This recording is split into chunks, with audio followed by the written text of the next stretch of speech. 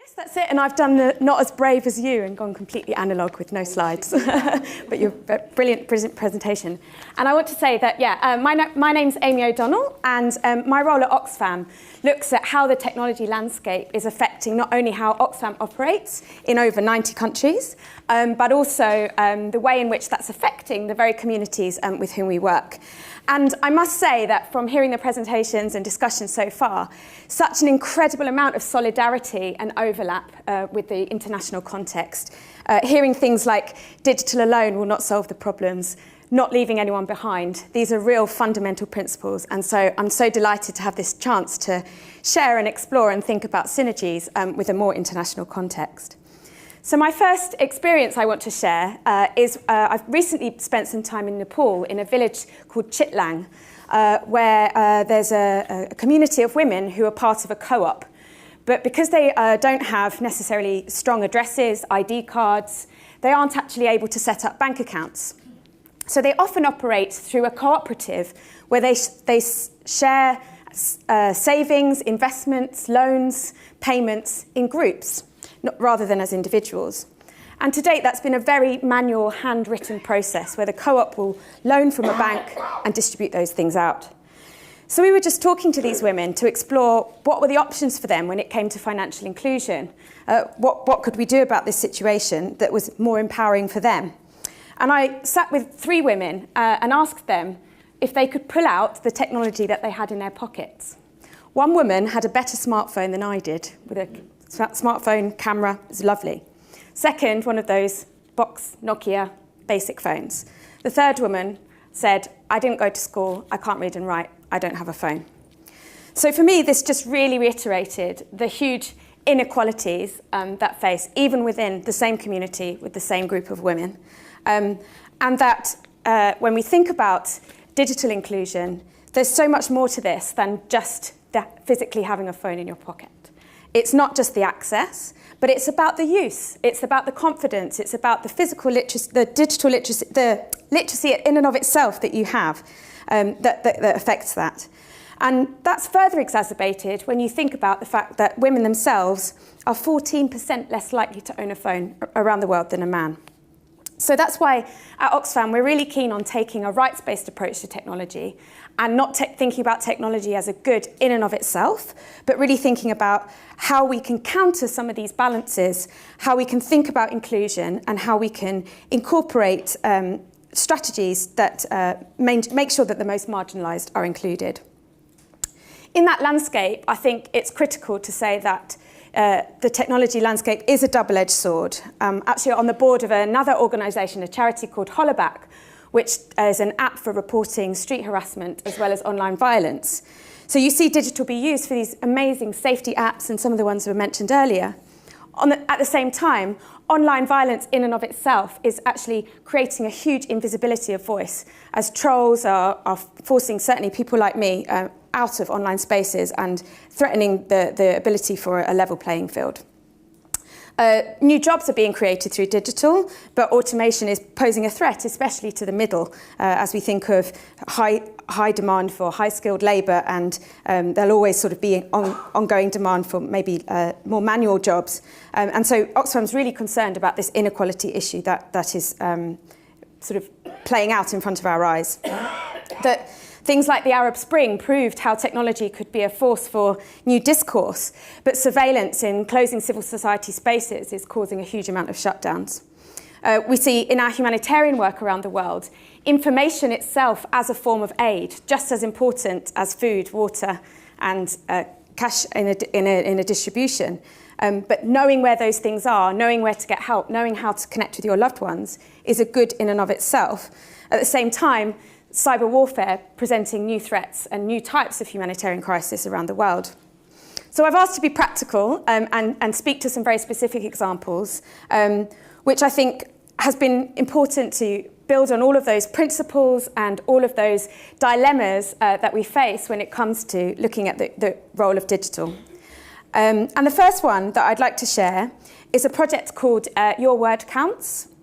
It translates better in Arabic. It sounds a bit clunky in English, but in Arabic it translates a lot better. And this was a project where in Zatari camp in Jordan, which holds almost 80,000 Syrian refugees, there's a great deal of misinformation and confusion about where services are available, people knowing what they're entitled to when it comes to working with the government and with other humanitarian agencies. And a lot of the time, not necessarily an obvious place where you can go to ask those questions. Now, often a response in my area of work is to set up a hotline or set up an SMS service. And not only do you need to have the technologies to engage with those systems, and all of these inequality issues that we've been mentioning create those barriers, but there's also a huge amount of the culture to complain, the confidence it takes to come forward and express those issues that you might have. So we actually hired a number of local refugees who were already based in Zatari camp and posited them around to act as intermediaries. We gave them tablets, we trained them on those tablets, and set up systems where anyone in the community could engage with those individuals to share their feedback. And it was this face-to-face that was really useful to get not just the statistics of what was going wrong and who wasn't accessing what, but the real qualitative data that was giving rigour and detail to those things. And what the feedback that we got from the communities were that they felt a sense of trust, to rather than, where's my post-it note, where's my thing, I'll just drop that down and pass your message on. Seeing that be inputted in from the community's perspective was something that was really powerful. And then we, on the back end, were able to correlate those, send them for referrals, send them to water engineers to fix problem water points or toilets or latrines, for example, and use that data in a really real-time, effective way. We still think we've got a lot to work on, and maybe this community can even help, which is to say there's a lot of challenges in terms of how groups are formed in a refugee context, around ethnic lines, around representation, around literacy in and of itself, to the extent that we were finding the people who were acting as those intermediaries actually played a role in who was coming forward and having that conversation with those individuals. So there were still barriers in terms of how representative we felt like we could be in that process.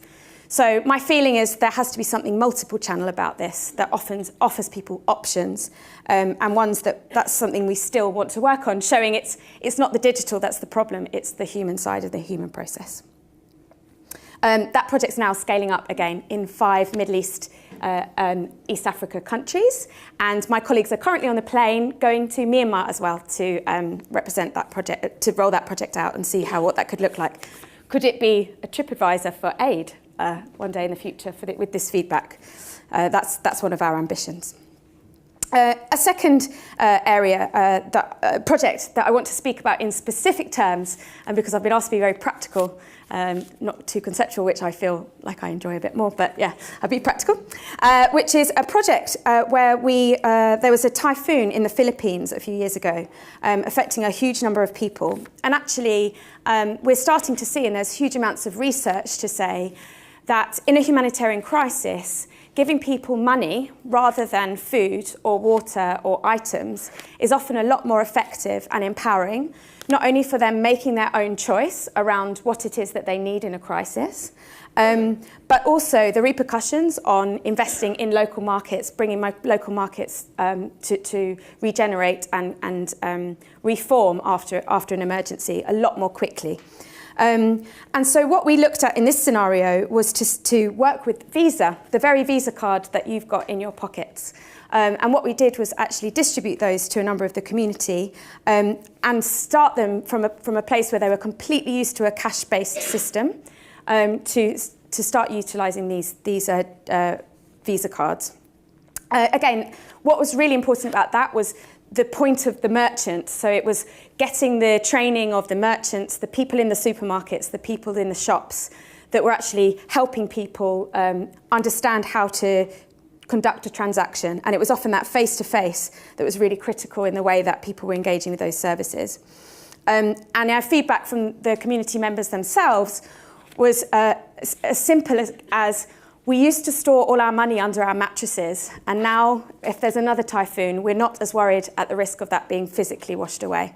And when it comes down to that, it's quite shocking, but one that I think a powerful kind of development of trust in the system, and one that's been rolled out, and actually one that we've been able to build resilience over time, so that it's not just about immediate aftermath of a crisis, but it can be building up preparedness, so that you can imagine a government safety net, for example, being able to, at the click of a button, get cash to those who need it without needing a physical distribution point or training point.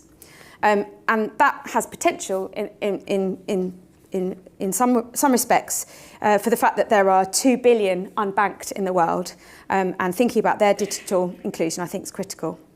So I'll just conclude really to say that I've really enjoyed all of the conversations, and I feel so many parallels with the work we're doing in the international context. I know Good Things have started some really awesome work with Kenyan libraries, really rolling out digital literacy as a fundamental pillar of engagement in digital life. And I think that that's something perhaps that Oxfam overlook and underinvest in, and I think could be a really powerful learning for us to look at those models together, where we don't have these big jumps straight onto people using tablets and phones, but it's the journey that people take to build up that confidence through trainings, through face-to-face, through somewhere physical that they can go to ask questions, to build confidence, I think is fundamental. And overall, that the whole issue, when I first came on board at Oxfam, I was almost brought on as an evangelical to talk about efficiency savings and cost savings, and I was very much don't worry, we won't change anything. It's very much an enabling role that will improve our programmes, and it's just ballooned out to so much more now, where it's much less about our day-to-day operations and much more about the very communities with whom we work, the trusted networks in those 90 countries. And before I leave you, I just have a shameless plug, if that's okay. Is that okay? Which is just, we've developed this responsible data training pack. It's available at oxfam.org.uk/responsible data. It's a card game that we've been getting our colleagues in the humanitarian space to play, countering, as they encounter critical issues like, what does informed consent really look like? How long should I keep data for? Should we buy a drone? These sorts of things. We should have called it that. It's a bit more interesting. And then eventually leading you up to saying the fundamentals of data protection and privacy have to be the foundations of how we work. Some experiences I've had this week I will not go into, but the risks are severe. And so this is a fun way of making this sociable, and a good way of getting attention in a digital world is to make something physical. And so it's available in four languages online. And while it is for the humanitarian space, the cards themselves could be completely customised. So I urge you to take a look. That's it. Thanks. Thank you very much.